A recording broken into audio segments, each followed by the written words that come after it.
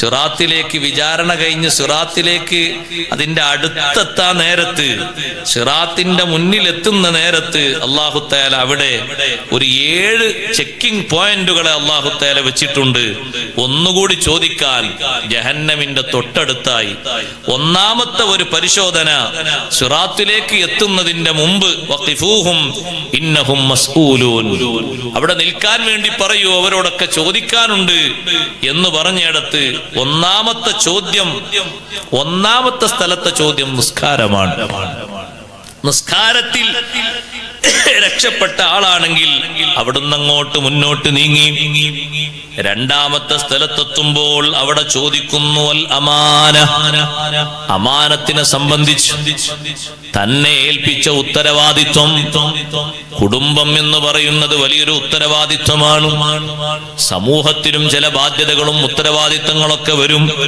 ആ ഉത്തരവാദിത്വത്തെ പറ്റി, അമാനത്തിനെ പറ്റി അല്ലാഹു ചോദിക്കുന്നു. ആ അമാനത്ത് വേണ്ടതുപോലെ നിർവഹിച്ചവനാണെങ്കിൽ അവിടെയും രക്ഷപ്പെട്ട് മുന്നോട്ട് പോകുന്നു. നഷ്ടപ്പെടുത്തിയ ആളാണെങ്കിൽ പിറകോട്ട് നിർത്തുന്നു, മുന്നോട്ട് പോകാനായിട്ടില്ല. ഓരോന്നിലും ശിക്ഷിക്കപ്പെടുന്ന രൂപം വരുന്നത് വേണ്ട രൂപത്തിൽ അവർക്ക് കാര്യങ്ങൾ പൂർത്തീകരിക്കാത്ത ആളാണെങ്കിൽ ഒന്നാമത്തെ സ്ഥലത്ത് തന്നെ നിസ്കാരത്തെ പറ്റി ചോദിക്കുമ്പോ, സഹോദരങ്ങളെ, നിസ്കാരം നിർവഹിച്ചിട്ടുണ്ട്, പക്ഷേ വേണ്ട രൂപത്തിലൊന്നും പൂർത്തീകരിച്ച രൂപത്തിലായിട്ടില്ല. ചിലതൊക്കെ ചില ന്യൂനതകളും കാര്യങ്ങളൊക്കെ ഉണ്ട് എന്ന് പറയുമ്പോ അല്ലാഹു തആല ചോദിക്കും, ഹല്ലി അബ്ദി തതവ്വുൻ, എന്റെ അടിമക്ക് സുന്നത്ത് നിസ്കാരങ്ങൾ ഉണ്ടോ എന്ന് പരിശോധിക്കൂ. മലക്കുകൾ പരിശോധിക്കുമ്പോ പെട്ടെന്ന് പരിശോധനക്ക് മാർഗം ലഭിക്കും. പരിശോധിക്കാൻ അവിടെ പ്രയാസമൊന്നുമില്ല. ദുനിയാവിൽ തന്നെ കണ്ടില്ലേ നിങ്ങൾ, പരിശോധന എത്ര പെട്ടെന്നാ നടക്കുന്നത്.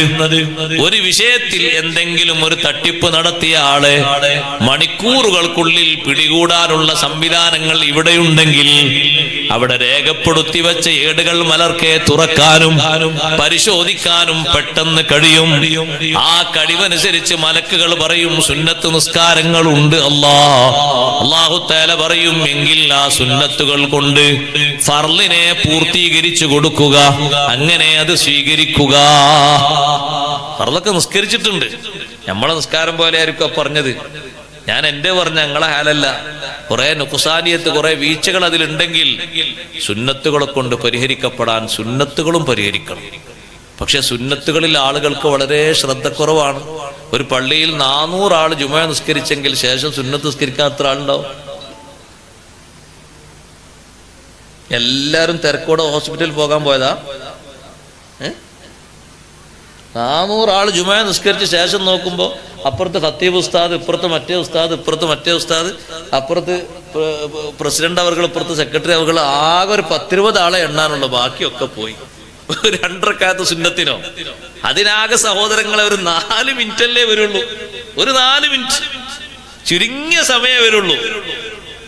ഒരു ചെറിയ ഒരു വജ്ജഹത്തും അല്ലെങ്കിൽ വലിയ വജ്ജഹത്തും ഇല്ലെങ്കിൽ ചെറിയൊരു വജ്ജഹത്തും ഓതി, ഒരു ഫാത്തിഹ ഓതി, ഒരു റുക്കൂഉം സുജൂദും 2 സുജൂദും ചെയ്ത് പിന്നെ 1 റക്അത്തോടെ നിസ്കരിക്കാൻ ചെറിയ സമയമല്ലേ ഉള്ളൂ.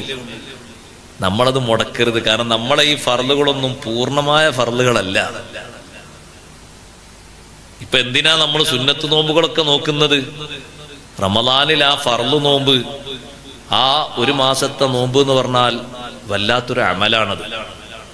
അതിൽ കുറവുകൾ ഉണ്ടാവും.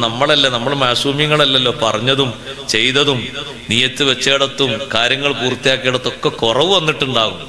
ആ കുറവുകളൊക്കെ പരിഹരിച്ചുകൊണ്ട് ആ ഫർള് സ്വീകരിക്കപ്പെടുകയാണെങ്കിൽ തന്നെ വലിയ ഭാഗ്യമാണ്. അള്ളാഹു കബൂൽ ചെയ്യുമാറാകട്ടെ. അതിന് ഈ സുന്നത്തുകളൊക്കെ ഉണ്ടോന്ന് ചോദിക്കുമ്പോ ഉണ്ട്. എന്നാ പിന്നെ ആ സുന്നത്തുകളൊക്കെ കൊണ്ടാണ് പൂരിപ്പിച്ചേക്ക്. അള്ളാഹു തആലാന്റെ റഹ്മത്ത് നോക്ക് നിങ്ങൾ. ഫർളുകളൊക്കെ നിർവഹിച്ച ആള് സുന്നത്ത് നിർവഹിച്ചിട്ടുണ്ട്. പഠിച്ചോനെ, സുന്നത്ത് നിസ്കാരങ്ങൾ അയാളെ കൊണ്ട് കഴിയണ പരമാവധി സുന്നത്തൊക്കെ അയാൾ നിർവഹിച്ചിട്ടുണ്ട്. എല്ലാ സുന്നത്തും നോക്കൂലെങ്കിലും ഒരു 10 റക്അത്ത് മുഅക്കദെങ്കിലും നിസ്കരിച്ചിട്ടുണ്ട്. റവാത്തിബ് നോക്കുമ്പോൾ മൊത്തം 10 റക്അത്തൊന്നും അല്ലല്ലേ. പക്ഷെ മുഅക്കദ് ഒരു 10 റക്അത്തെങ്കിലും, മഗ്രിബിന്റെ ശേഷം 2, ഇശാഇന്റെ ശേഷം 2, ളുഹറിന്റെ മുമ്പ് 2, ശേഷം 2, സുബഹിക്ക് മുമ്പ് 2, 10. ഒരു 10എങ്കിലൊക്കെ നിർവഹിച്ചിട്ടുണ്ട്. റവാത്തിബ് നോക്കുമ്പോ അതിലധികം ഉണ്ട്. അത്രയൊന്നുമല്ല ഉള്ളത്.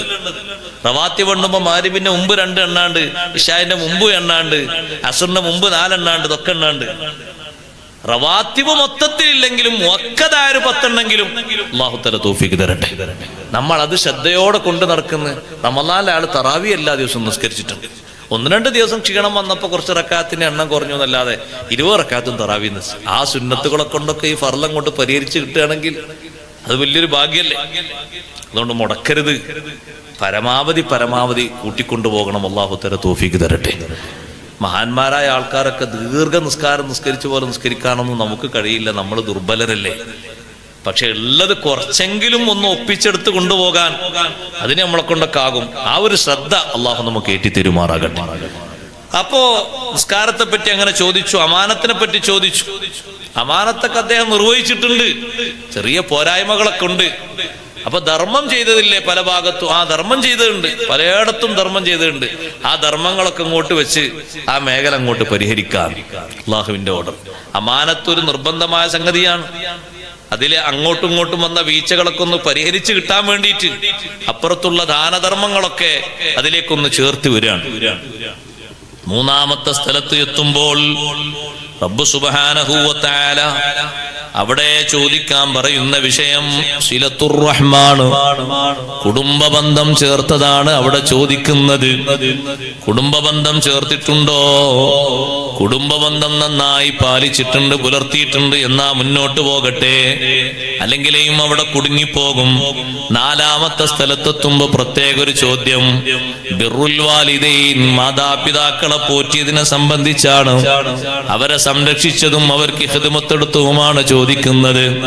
4-ാമത്തെ സ്ഥലത്തെത്തുമ്പോ മാതാപിതാക്കളെ പ്രത്യേകം അല്ലാഹു തആല എടുത്തു ചോദിക്കാനുള്ള കാരണം റബ്ബ് സുബ്ഹാനഹു വ തആലക്ക് ശുക്ർ ചെയ്ത് ജീവിക്കുന്ന ഒരു മനുഷ്യൻ ദുനിയാവിൽ അവൻ ഏറ്റവും പൂർണ്ണ നന്ദിയുള്ളവനാകണമെങ്കിൽ അല്ലാഹുവിന് വേണ്ടിയുള്ള നിസ്കാരവും നോമ്പും ഹജ്ജും സക്കാത്തും മാത്രം നിർവഹിച്ചാൽ പോരാ, മാതാപിതാക്കൾക്ക് കൂടി ശുക്ർ ചെയ്യണം. അതുകൊണ്ടല്ലേ അല്ലാഹു അത് ചേർത്തി പറഞ്ഞത് അനിഷ്കുർലി വലിവാലിദൈക്, എനിക്കും നിങ്ങൾ നന്ദി ചെയ്യണം, നിങ്ങളെ മാതാപിതാക്കൾക്കും നന്ദി ചെയ്യണം. അള്ളാഹുവിനുള്ള നന്ദിയൊക്കെ ഒരാൾ പരമാവധി നിർവഹിച്ചിട്ടുണ്ട്. ബാപ്പാനെയും ഉമ്മാനെയും നോക്കിയിട്ടില്ല, അവർക്ക് വേണ്ട ഖിദ്മത്ത് ചെയ്തിട്ടില്ല, ബന്ധം രൂഢമൂലമായി കൊണ്ടുപോയിട്ടില്ല, അവന്റെ ശുക്റായിട്ടില്ല. മാതാപിതാക്കളോടുള്ള ബന്ധം പ്രത്യേകമായി ചോദിക്കാനുള്ള ഒരു ചോദ്യമാണ്. ഇരിക്കട്ടെ, 5-ാമത്തെ സ്ഥലം എത്തുമ്പോ റബ്ബ് സുബ്ഹാനഹു വ തആല പ്രത്യേകം പരിശോധിക്കാൻ പറയുന്നത് നാവിലൂടെയുള്ള കറകളൊക്കെ സൂക്ഷിച്ച ആളാണോ? നാവിലൂടെയുള്ള കറകൾ അറിയുമോ? ഏറ്റവും അധികം ദോഷങ്ങൾ ശരീരത്തിൽ വരുന്നൊരു അവയവം നാവാണ്. നാവിനെ പോലെ ദോഷം വരുന്നൊരു അവയവം ശരീരത്തിൽ വേറെയില്ല. അതുപോലെ ഒരു ദോഷം ഗുഹ്യസ്ഥാനത്തിന് വരെ സംഭവിക്കുന്നില്ല. അതുകൊണ്ടല്ലേ നാവിനെ ആ രൂപത്തിൽ അള്ളാഹു സംവിധാനിച്ചത്. നാവിനെ അള്ളാഹു സൃഷ്ടിച്ചതുപോലെ സൃഷ്ടിച്ച ഒരു അവയവം ഏതാണ്? നാവിനെ അള്ളാഹു സൃഷ്ടിച്ചപ്പോൾ അതിന് ആദ്യം 2 അടപ്പ് പോലെ, സ്വർണമൊക്കെ സൂക്ഷിക്കാനുള്ള ഒരു പെട്ടി പോലെ മേൽഭാഗത്തും താഴ്ഭാഗത്തും ഒരു സംവിധാനം അള്ളാഹു ഒരുക്കി. പിന്നെ പെട്ടെന്ന് പുറത്തേക്ക് ഇടാതിരിക്കാൻ ഒരു 10-28 കാവൽക്കാരെ നിർത്തി. അതാണ് പല്ല്. ചിലർക്ക് കാവൽക്കാർ കൂടുതലുണ്ടാവും, 32 ഉണ്ടാവും. അത് കുറച്ചേറെ കാവൽക്കാരുള്ള കൊടുത്തുകൊണ്ടാണ്. പല്ലിനെ അല്ലാഹു തആല നിർത്തി, പെട്ടെന്ന് പുറത്തേക്ക് ചാടിക്കരുത്. പിന്നെയും പോരാ, അതിന് പുറമെ 2 അടപ്പായിട്ട് അല്ലാഹു തആല മേലെയും താഴെയും 2 അടപ്പായിട്ട് 2 ചുണ്ടും കൊടുത്തു. ഇങ്ങനെ ഭദ്രമായി സുരക്ഷിതമാക്കാൻ ഒരു അവയവം അല്ലാഹു ഇങ്ങനെ വെച്ചത് ഏതാ ശരീരത്തിൽ? സ്വകാര്യ അവയവത്തിന് പോലും ഇങ്ങനെ ഒരു മറ അല്ലാഹു തന്നിട്ടില്ല. ആ നാവിലൂടെയാണ് അധികം ദോഷങ്ങളും വരുന്നത്. നാവിനെ സൂക്ഷിച്ചിട്ടുണ്ടോ എന്ന് പരിശോധിക്കാൻ. നാവിനെ സൂക്ഷിച്ച ആളാണ്, എന്നാലേ ആള് മുന്നോട്ട് പോകട്ടെ എന്ന് പറയും. ഗൈബത്തും നമീമത്തും ഷഹാദത്തു സൂറും ഒക്കെ നന്നായി ശ്രദ്ധിക്കണം, സൂക്ഷിക്കണം. ഖിയാമത്ത് നാളിനോട് അനുബന്ധിച്ച് വരുന്ന അടയാളങ്ങൾ എണ്ണിപ്പറഞ്ഞപ്പോ തങ്ങൾ എണ്ണിപ്പറഞ്ഞ ഒന്നാണ് ഷഹാദത്തു സൂർ, കള്ളസാക്ഷ്യം എന്ന് പറയുന്നത്. അവിഹിതമായ ഒരു വിഷയത്തിനും സാക്ഷി നിൽക്കാൻ പോകരുത്. എത്ര കിട്ടും ലാഭം എന്ന് എങ്ങനെ കണ്ടാലും ശരി നമ്മൾ പോയി പോകാനോ ഒപ്പിടാനോ തുനിയാൻ പാടില്ല. എത്ര ആളുകളായി ഇപ്പൊ കുടുങ്ങിയത് നോക്ക് നിങ്ങള്. നടന്നൊരു ബിസിനസ്സുമായി ബന്ധപ്പെട്ട് ആയിരക്കണക്കിന് ആളുകളല്ലേ കുടുങ്ങിയത്. എത്ര ആളുകളെയാണ് സാക്ഷി വിസ്തരിച്ചത്? ഇനി എത്ര ആളുകളെയാ വിസ്തരിക്കാനുള്ളത്? കഴിഞ്ഞ വർഷം നിങ്ങൾക്ക് ഓർമ്മയുണ്ടോന്നറിയില്ല, ഒരു ഇടപാടുമായി ബന്ധപ്പെട്ട് നമ്മുടെ കേരളത്തിൽ നിന്നും കർണാടകത്തിൽ നിന്നും തമിഴ്നാട്ടിൽ നിന്നും മൊത്തം പിടികൂടിയത് 1.5 ലക്ഷം ആളുകളെയല്ലേ. ആ ബിസിനസ്സിൽ കുടുങ്ങിയിട്ട് ആ ബിസിനസ്സിന് വേണ്ടിയിട്ട് അങ്ങോട്ടും ഇങ്ങോട്ടും ഒപ്പിട്ട് കൊടുത്തിട്ട് കാര്യലാഭത്തിന് വേണ്ടി നിന്ന ആളുകൾ. നഊദുബില്ലാഹ്. അങ്ങനെ മനുഷ്യനെ കുറ്റകൃത്യത്തിലേക്ക് നയിക്കുന്ന രീതിയിൽ ഇടപാടുകൾ പലതും രംഗപ്രവേശനം ചെയ്തു വരും. ശ്രദ്ധിച്ച് സൂക്ഷിച്ച് മുന്നോട്ട് നീങ്ങണം, അല്ലെങ്കിൽ കാര്യം വഷളായി പോകും. അതും കഴിഞ്ഞ് 6ാമത്തെ സ്ഥലത്ത് എത്തുമ്പോ റബ്ബ് സുബ്ഹാനഹു വ തആല പറയുന്നു, അയൽവാസിയുമായിട്ട് അയാളെ ബന്ധം എങ്ങനെ? അയൽവാസിയെ നന്നായി പരിരക്ഷിച്ച് സൂക്ഷിച്ച ആളാണോ?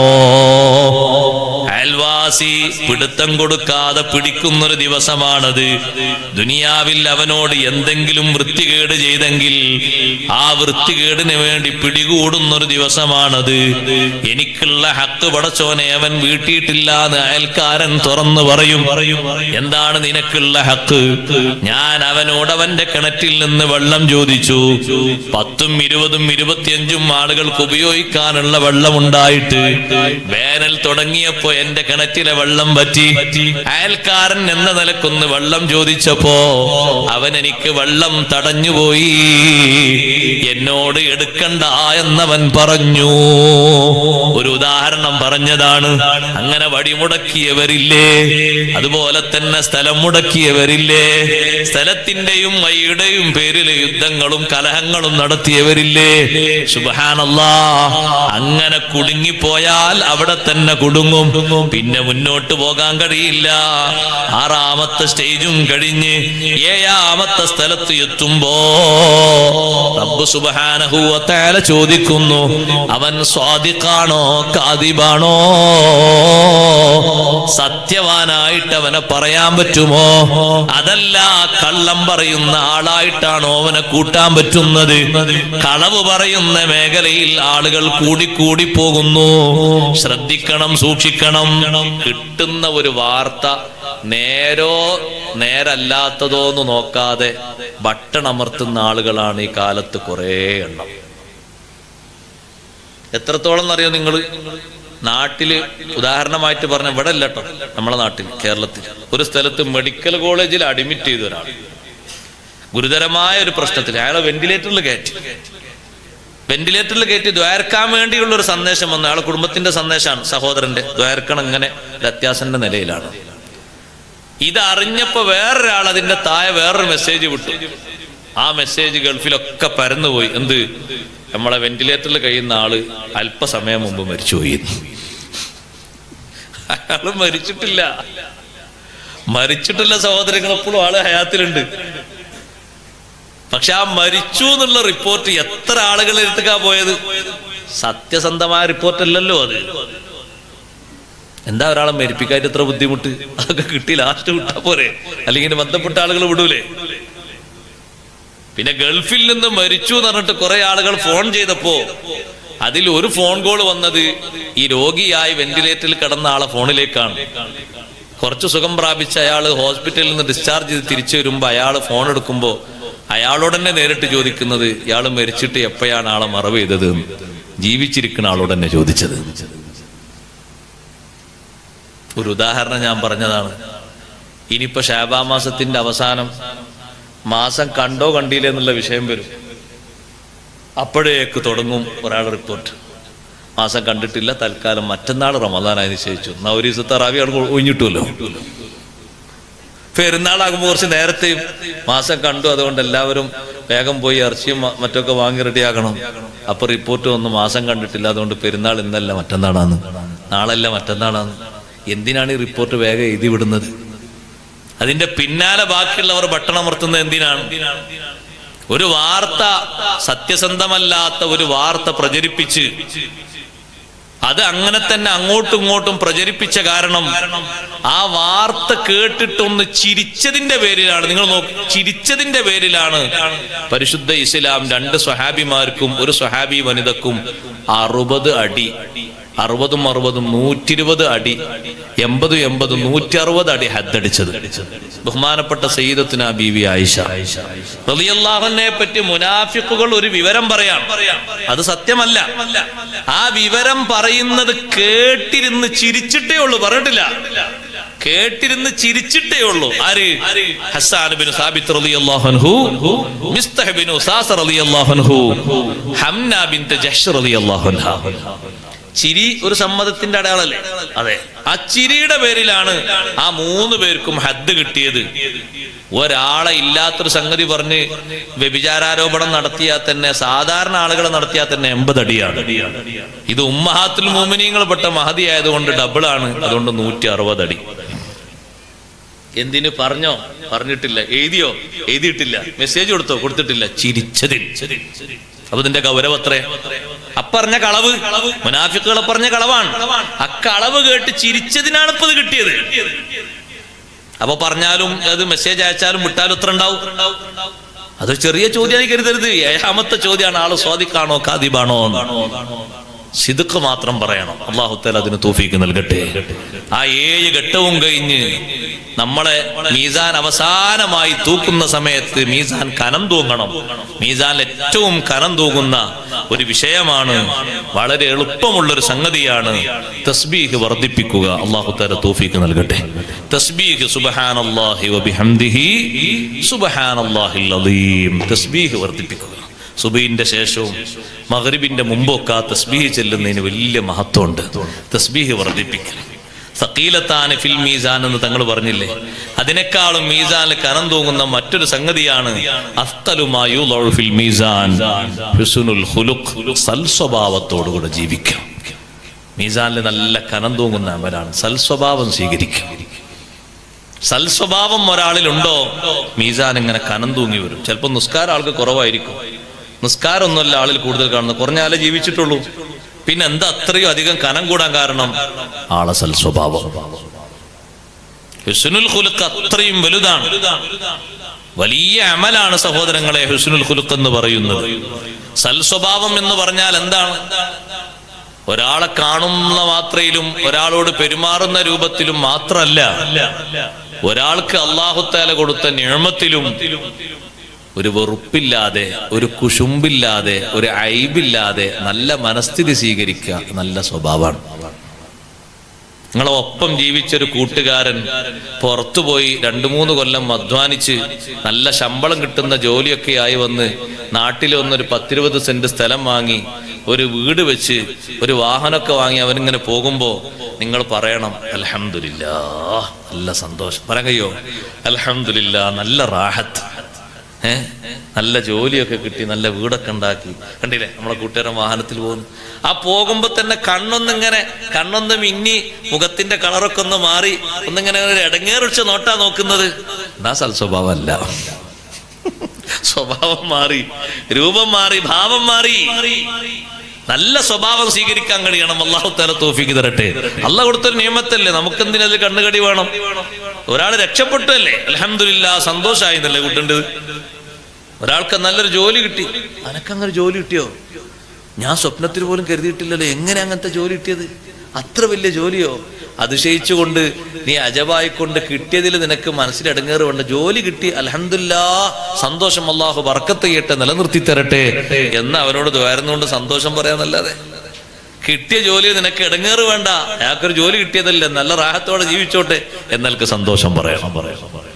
അത് സൽസ്വഭാവത്തിൽ ഏറ്റവും പ്രത്യേകതയാർന്നൊരു സ്വഭാവമാണ്. 3 കാര്യങ്ങൾ ഒരാളിലുണ്ടെങ്കിൽ അയാൾക്ക് സൽസ്വഭാവം ഉണ്ടാകും. ഹബീബ് സല്ലല്ലാഹു അലൈഹി വസല്ലം നിങ്ങൾ പഠിപ്പിച്ചു 3 കാര്യം. 1 എന്താണെന്നറിയുമോ? നിന്നോട് അന്യായം പറഞ്ഞവരോട്, ചെയ്തവരോട് മാപ്പ് കൊടുക്കാനുള്ള മനസ്സ്. ആരാണോ നിന്നോട് അന്യായം ചെയ്തത്, അതിക്രമം ചെയ്തത്, പറഞ്ഞത്, അവരോട് പുറത്തു കൊടുക്കാനുള്ള മനസ്സ്, സ്വന്തക്കാരനാകട്ടെ, കുടുംബക്കാരനാകട്ടെ, അന്യവരാകട്ടെ, ആരാകട്ടെ, ചെയ്ത ദുൽമിന് മാപ്പ് കൊടുക്കാനുള്ള മനസ്സ്. 13 വർഷക്കാലം ഹബീബ് റസൂലുള്ളാഹി സ്വല്ലല്ലാഹു അലൈഹി വസല്ലം തങ്ങളെയും സ്വഹാബത്തിനെയും മർദ്ദനങ്ങൾക്ക് ഇനി ഒരു കയ്യും കണക്കുമില്ല. A to Z എല്ലാ മർദ്ദന മുറകളും നടത്തിയവർക്കല്ലേ 8 വർഷം മദീനയിൽ താമസിച്ച് മക്കയിൽ വന്നപ്പോ വിശാലമായ മാപ്പ് കൊടുത്തത്. ചെറിയ അഫുവല്ലല്ലോ തങ്ങൾ കൊടുത്തത്, വിശാലമായ മാപ്പല്ലേ. ശിക്ഷയല്ലല്ലോ തങ്ങൾ പ്രഖ്യാപിച്ചത്, പ്രതികാരമല്ലല്ലോ തങ്ങൾ എടുത്തു പറഞ്ഞത്, മാപ്പല്ലേ. സഹോദരങ്ങളെ, ആ അഫു ഏറ്റവും വലിയ സ്വഭാവമാണ്. സൽസ്വഭാവത്തിൽ ഏറ്റവും മുന്തി നിൽക്കുന്നത് അതാണ്. അതുകൊണ്ടാണ് അഫ്ളലു അഖ്ലാഖിൽ മുസ്ലിമീൻ, മുസ്ലിങ്ങളുടെ സ്വഭാവങ്ങളിൽ ഏറ്റവും ഉത്കൃഷ്ട സ്വഭാവം അൽ അഫൂ, വിട്ടുവീഴ്ച ചെയ്യലാണ്. റമളാനായ നോക്ക് നിങ്ങൾ, അവസാന 10 കണ്ണീരൊലിപ്പിച്ച് പലരും പറയും, ഇന്നിപ്പോ പറഞ്ഞില്ലേ പടച്ചോനെ എനിക്ക് മാപ്പായിക്കൊണ്ട. റമളാനായ പറയും അല്ലാഹുമ്മ ഇന്നക അഫൂൻ തുഹിബ്ബുൽ അഫ്വ. അപ്പൊ അല്ലാഹു തആല പറയും, നീ മറ്റേ ആൾക്കൊന്ന് വിട്ടുകൊടുക്കോ, നിന്റെ അടുത്താക്ക്. അയാൾ നിന്നോട് ചെയ്ത് 2-3 പ്രാവശ്യം വന്ന് മാപ്പാക്കാൻ പറഞ്ഞിട്ടും നീ ഇങ്ങനെ ഉറച്ച ലെവലിൽ നിൽക്കല്ലോ, ഒന്ന് പൊരുത്തപ്പെട്ടു കൊടുക്കോ, മാപ്പ് കൊടുക്കോ. അത് കഴിയൂല പഠിച്ചോനെ. എന്നാ അവിടെ നിൽക്കട്ടെ. അത് ശരി, എന്റെ മാപ്പൊക്കെ വേണം, നിനക്ക് വിട്ടുവീഴ്ച ചെയ്യാനൊരു ഒരുക്കുമില്ലല്ലേ. നമ്മൾ മറ്റുള്ളവർക്ക് വിട്ടുവീഴ്ച ചെയ്യുമ്പോ അല്ലാഹു തആല നമുക്ക് വലിയ വിട്ടുവീഴ്ച തരും. അങ്ങനെയാണ് അതിന്റെ മാർഗം. വിട്ടുവീഴ്ച മനോഭാവം, മാപ്പ് കൊടുക്കാൻ, പുറത്തു കൊടുക്കാനുള്ള മനോഭാവം. അത് ഭാര്യമാരോടും വിട്ടുവീഴ്ച ചെയ്യണം, മക്കളോടും വിട്ടുവീഴ്ച ചെയ്യണം, സഹോദരി സഹോദരന്മാരോടും ഒക്കെ വിട്ടുവീഴ്ച ചെയ്യണം. ഏറ്റവും വലിയ വിട്ടുവീഴ്ചയല്ലേ നബിയുല്ലാഹി യൂസുഫ് അലൈഹിസ്സലാം നൽകിയത്. 10 ജ്യേഷ്ഠന്മാർക്കും എത്രമാത്രം വലിയ വിട്ടുവീഴ്ച നോക്ക് നിങ്ങൾ. ആ 10 ജ്യേഷ്ഠന്മാരും ചെറിയ പ്രായത്തിൽ തന്നെ ഉപ്പയിൽ നിന്ന് അടർത്തിയെടുത്ത് കൊണ്ടുപോയി കിണറ്റിലേക്ക് വലിച്ചെറിഞ്ഞു. തന്റെ ശരീരത്തിലെ വസ്ത്രം പോലും അഴിച്ചു മാറ്റിയവര്. പിന്നെ അവരെ കാണുന്നത് 10-70 വർഷം കഴിഞ്ഞിട്ടാണ്. റേഷൻ വാങ്ങാൻ വേണ്ടി കൊട്ടാരത്തിലേക്ക് വന്നപ്പോഴാണ് ജ്യേഷ്ഠന്മാരാണ്, സഹോദരങ്ങളാണ് ആ വന്നത് എന്ന് തിരിച്ചറിഞ്ഞപ്പോ സൗജന്യമായിട്ടല്ലേ അവർക്ക് ഭക്ഷണം കൊടുത്തത്. അവരിൽ നിന്ന് അന്നത്തെ ആ റേറ്റിനനുസരിച്ചുള്ള വില വാങ്ങിയില്ല. വലിയ വിട്ടുവീഴ്ചയാണ്. 3ാമത്തെ ഘട്ടത്തിൽ തിരിച്ചറിവുണ്ടായപ്പോഴും അപ്പുറത്ത് കാണുന്ന ജയിലിൽ ഒരു ദിവസം പോലും, ഒരു മണിക്കൂർ പോലും അവരെ ജയിലിൽ അകപ്പെടുത്താതെ പൂർണ്ണമായും അവർക്ക് മാപ്പ് ചെയ്തു കൊടുത്തില്ലേ. രാജാവിന്റെ കസേര സ്ഥാനം കിട്ടിയിട്ട് പോലും സ്വന്തം സഹോദരന്മാരെ പീഡിപ്പിച്ചോ ഇല്ല, മർദ്ദനത്തിനിരയാക്കിയോ ഇല്ല, അകറ്റി നിർത്തിയോ ഇല്ല. കൊട്ടാരത്തിലാണ് പിന്നീട് അവരുമായി താമസിച്ചത്. 25 വർഷക്കാലം യൂസുഫ് നബി അലൈഹിസ്സലാം ആ സഹോദരന്മാരുടെയും അവരെ കുടുംബത്തോടും ഒപ്പം പിന്നെ താമസിച്ചത് കൊട്ടാരത്തിലാണ്. സഹോദരങ്ങളെ, അത് ഖുർആൻ നമ്മെ പഠിപ്പിക്കുന്ന വിട്ടുവീഴ്ചയുടെ വലിയ ഉദാഹരണമാണ്. ഇരിക്കട്ടെ, 2ാമത്തെ സ്വഭാവം, നിനക്ക് ആരെങ്കിലുമൊക്കെ എന്തെങ്കിലും ചോദിച്ചിട്ട് തരാത്തവരുണ്ടോ? അവർക്കൊരാവശ്യം വന്നപ്പോ നിന്നോട് വന്ന് ചോദിച്ചു, നിന്റെ മനസ്സിൽ ആ കറ നേരത്തെയുണ്ട്. 10 വർഷം മുമ്പ് എനിക്കൊരാവശ്യം വന്നപ്പോ ഞാൻ അവരോട് ചോദിച്ചു, അവന്റെ കയ്യിൽ തരാനുണ്ടായിരുന്നു, പക്ഷെ അന്ന് തന്നില്ല. ഇന്ന് അവനൊരു ആവശ്യം വന്നിട്ട് അവൻ ഇങ്ങനെ വന്നിരിക്കാണ്. അതൊന്നും നീ എടുത്തു പറയാതെ, അതൊന്നും ചിന്തിക്കാതെ അങ്ങോട്ട് കൊടുക്കാനുള്ള മനസ്ഥിതി, ഇങ്ങോട്ട് തരാത്തവന് അങ്ങോട്ട് കൊടുക്കണം. ആ ഒരു മനസ്ഥിതി നല്ല സ്വഭാവമാണ്. ഞാൻ ചോദിച്ചിട്ട് തന്നില്ലല്ലോ, ഞാൻ വിളിച്ചിട്ട് വന്നില്ലല്ലോ, എന്റെ വീട്ടിലെ പരിപാടിക്ക് വിളിച്ചിട്ട് നീ വന്നോ, അതുകൊണ്ട് നിന്റെ വീട്ടിലെ പരിപാടിക്ക് ഞാനും വരൂല. അങ്ങനെയല്ല തീരുമാനിക്കേണ്ടത്. ഇങ്ങോട്ട് നിസ്സഹകരണം പാലിച്ചവനോട് അങ്ങോട്ട് സഹകരണ മനോഭാവം പുലർത്തിയിട്ട് നല്ല സ്വഭാവമാണ് നീ ശീലമാക്കി എടുക്കേണ്ടത്. 3ാമത്തത്, ബന്ധം ചേർത്തിരുന്ന നല്ല കുടുംബങ്ങളിൽ ബന്ധവിച്ഛേദനം വന്നുപോയാൽ, ബന്ധം മുറിഞ്ഞുപോയാൽ അത് ചേർക്കാനുള്ള മനസ്ഥിതി ഉണ്ടാകണം. ആ നല്ല നല്ല സ്വഭാവവും ഈ 3 തരത്തിലുള്ള സ്വഭാവവും സൽ സ്വഭാവത്തിന്റെ വലിയ അടയാളങ്ങളാണ്. ഹുസ്നുൽ ഖുലുഖോടെ ജീവിക്കുന്ന മനുഷ്യന്മാരുടെ മീസാന് അതിന്റെ തുലാസ് ഇങ്ങനെ കനം തൂങ്ങിപ്പോകുമ്പോ എന്താണ് അതിന്റെ കാരണം എന്ന് കണ്ടു നിൽക്കുന്ന ആളുകൾ ചോദിക്കുമ്പോ മലക്കുകൾ പറയും മറ്റൊന്നുമല്ല, അദ്ദേഹത്തിന്റെ സ്വഭാവമാണ്. നാളെ ആഖിറത്തിൽ ഹബീബ് റസൂലുള്ളാഹി സ്വല്ലല്ലാഹു അലൈഹി വസല്ലം തങ്ങളെ അടുത്തിരിക്കണോ? തങ്ങൾ എന്തേ പറഞ്ഞത്? ഇന്ന മിൻ അഹബ്ബിക്കും ഇലയ്യ, നിങ്ങളിൽ എനിക്ക് ഏറ്റവും പ്രിയപ്പെട്ടവർ, വഅഖറബിക്കും മിന്നി മജ്ലിസൻ യൗമൽ ഖിയാമ, ഖിയാമത്ത് നാളിൽ എൻ്റെ അടുത്ത് വന്നിരിക്കാൻ കഴിയുന്നവര്, അഹാസിനുക്കും അഖ്ലാഖാ, നല്ല സ്വഭാവത്തോടെ ജീവിക്കുന്നവരാണ്. നല്ല സ്വഭാവത്തോടെ ജീവിക്കുന്നവർക്കാണ് നബി സല്ലല്ലാഹു അലൈഹി വസല്ലം തങ്ങളെ അടുപ്പം കിട്ടുന്നത്, അടുത്തേക്ക് അടുക്കാൻ കഴിയുന്നത്. നമ്മളെ ആഗ്രഹമല്ലയോ തങ്ങളെ ഒന്ന് കാണലും അടുത്തിരിക്കലും ഒന്ന് മുസാഫഹത്ത് ചെയ്യലും അടുപ്പം പാലിക്കലും അതിന് സ്വഭാവങ്ങളും ശൈലികളും ഒക്കെ ഒന്ന് പരിഷ്കരിച്ച് അവിടുന്ന് പഠിപ്പിച്ച നല്ല സ്വഭാവങ്ങൾ സ്വീകരിക്കണം. റബ്ബ് സുബ്ഹാനഹു വ തആല അതിന് തൗഫീഖ് നൽകി നമ്മെ അനുഗ്രഹിക്കുമാറാകട്ടെ. നമ്മുടെ മജ്ലിസ് അല്ലാഹു ഖബൂൽ ചെയ്യുമാറാകട്ടെ. ഇൻഷാ അല്ലാഹ് ഞാൻ അവസാനിപ്പിക്കുന്നു. ദുആയിലേക്ക് പ്രവേശിക്കാണ്. ഇനിയും മുന്നോട്ട് പോയാല് പോകാനുള്ള വണ്ടി പോകും. അതൊരു പേടി. അല്ലാഹു തആല നമ്മുടെ മജ്ലിസ് സ്വീകരിക്കുമാറാകട്ടെ. ഒരു ഭാഗവും പറഞ്ഞു എത്തിക്കാൻ കഴിയൂല, എന്നാലും ബറക്കത്തിനൊന്ന് പറഞ്ഞതാണ്. മഹ്ശറിൽ രക്ഷപ്പെടുന്ന വിഭാഗത്തിൽ അല്ലാഹു നമ്മെ സ്വീകരിക്കുമാറാകട്ടെ. നമ്മുടെ സദസ്സ് അല്ലാഹു ഖബൂൽ ചെയ്യുമാറാകട്ടെ. ബറാഅത്തിന്റെ രാവാണ്, ദുആഇന് ഇജാബത്ത് കിട്ടും എന്ന് ഇമാമുന ശാഫിഈ റളിയല്ലാഹു അൻഹു എണ്ണി പഠിപ്പിച്ച 5 രാവുകളിൽ ഒരു രാവാണ് ലൈലത്തുൻ നിസ്ഫി മിൻ ശഅബാൻ. ശഅബാൻ പകുതിയിലെ രാവ്. കുറേ ദ്വാരുന്നു, അതുകൊണ്ട് ആ ദ്വാരുന്നതൊക്കെ മദീന്ന് വെക്കരുത്. കുറെ ദ്വാരുന്നതൊക്കെ മദീന്ന് വെക്കരുത്. എത്ര ചോദിച്ചാലും മടുക്കാത്തവനാണ് റബ്ബ് സുബ്ഹാനഹു വ തആല. നമ്മളെ ചോദ്യം എത്രമാത്രം ആത്മാർത്ഥതയോടെയാണോ എന്നാണ് അള്ളാഹുവിന്റെ നോട്ടം. എത്ര അധികം ചോദിച്ചു എന്നുള്ളതല്ല, എത്ര ആത്മാർത്ഥമായി ചോദിച്ചു എന്നുള്ളതാണ്. അതുകൊണ്ടല്ലേ 30 കൊല്ലം ദ്വാരുന്നിട്ടും ഒരാൾക്ക് ഉത്തരം കിട്ടാതിരുന്നപ്പോ മൂസാ നബി അലൈഹി സ്വലാമിനോട് പറഞ്ഞു, മൂസാ നബിയെ, ഞാൻ 30 കൊല്ലം ഒരു മുറാദ് അള്ളഹാനോട് ചോദിക്കുന്നത്, എത്ര ചോദിച്ചിട്ടും പടച്ചോനെ തരുന്നില്ലല്ലോ എന്ന്. അപ്പൊ അള്ളാഹുത്താല ചോദിച്ചു മൂസാ നബിയെ, അള്ളാഹുത്താലാണ് മൂസാ നബി ചോദിച്ചു. മൂസാ നബി അലൈഹി സ്വലാം 2 റക്അത്ത് നിസ്കരിച്ച്, പടച്ചോനെ, നിന്റെ ഒരു സാധുവായ അടിമ 30 കൊല്ലം ഒരു ചോദ്യം ചോദിച്ചിട്ട് നീ എന്താ കൊടുക്കാത്തത്? അപ്പൊ അള്ളാഹുത്താല പറഞ്ഞു, അദ്ദേഹത്തോട് മനസ്സിരുത്തി ഒരു ചോദ്യം കൊണ്ട് ചോദിക്കാൻ പറയൂ. മനസ്സിരുത്തി, മനസ്സ് എന്നിലേക്ക് തിരിച്ച് ഇഖ്ലാസോടെ ശ്രദ്ധാപൂർവം ഒരു ചോദ്യം ചോദിക്കാൻ പറയൂ. മൂസാ നബി അലൈഹി സ്വലാം വന്നിട്ട് പറഞ്ഞു, നിങ്ങളെ മറ്റു ചിന്തകളൊക്കെ ഒന്ന് മാറ്റിയിട്ട് നേർക്ക് നേരെ നല്ല കൽബോടെ ഒന്ന് ചോദിക്കുക, അള്ളാഹുത്താലോട് ഇന്ന് തന്നെ തരുന്നു പറഞ്ഞു. അന്നത് ചോദിച്ചു, അന്ന് തന്നെ കിട്ടി. കണ്ടാ, 30 കൊല്ലം ചോദിച്ചത് ഇപ്പൊ അവസാനം വെറുതെ ആയില്ല. ചോദ്യം ഏത് രൂപത്തിൽ ആത്മാർത്ഥമായിട്ട് വരുന്നു എന്നതിനാണ് അല്ലാഹു തആല നമുക്ക് ഇങ്ങനെ ചാൻസുകൾ കൂട്ടി തരുന്നത്. ദുആഇന് നല്ല മനസ്സ് അല്ലാഹു നമുക്ക് ഏറ്റി തരട്ടെ. നല്ല മനസ്സോടുകൂടെ അല്ലാഹുവിലേക്ക് ദുആ ചെയ്യുക, ആത്മാർത്ഥമായ ഖൽബോടെ ദുആർക്കുക. അല്ലാഹു ദുആ ഖബൂൽ ചെയ്യുമാറാകട്ടെ. ഉത്തരം കിട്ടുന്ന ഒരു രാവാണ്.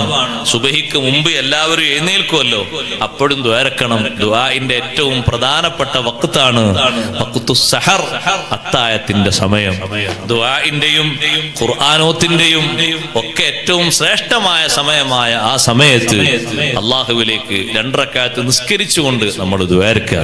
ഒരു ചെറിയ നിസ്കാരം, തഹജ്ജുദ് നിസ്കാരം 2 റക്അത്തെങ്കിലും നിസ്കരിച്ച് അല്ലാഹുവിലേക്ക് കരങ്ങൾ ഉയർത്തി ദുആർക്കുക. പവിത്രമായ രാവുകളിൽ മഹാന്മാര് സുബ്ഹി വരെ ദിക്റും ദുആഉം നടത്തിയിട്ട് രാത്രി ഹയാത്താക്കിയവരാണ്. അവരെ കൽബ് ഉണർത്തിയവരാണ്. മറ്റൊന്നിലേക്കും കൽബിന് അങ്ങോട്ടും ഇങ്ങോട്ടും ശ്രദ്ധ തിരിക്കാതെ ദിക്റുകൾ ചൊല്ലി, ഒന്ന് കഴിഞ്ഞപ്പോ അടുത്തൊന്ന് കഴിഞ്ഞപ്പോ അടുത്തൊന്ന്, അങ്ങനെ ചൊല്ലി കൊണ്ടുവന്ന് ദിക്റ് ധാരാളം ചൊല്ലി, ദുആഉം ഒരുപാട് ദ്വാർന്ന്, അങ്ങനെ ഈ രാത്രി ഹയാത്താക്കിയിട്ട് സുബ്ഹി വരെ അവര് രാത്രി എത്ര പെട്ടെന്ന് കഴിഞ്ഞു പോയി അവർക്ക് എന്നറിയില്ല. അത്രയും വേഗം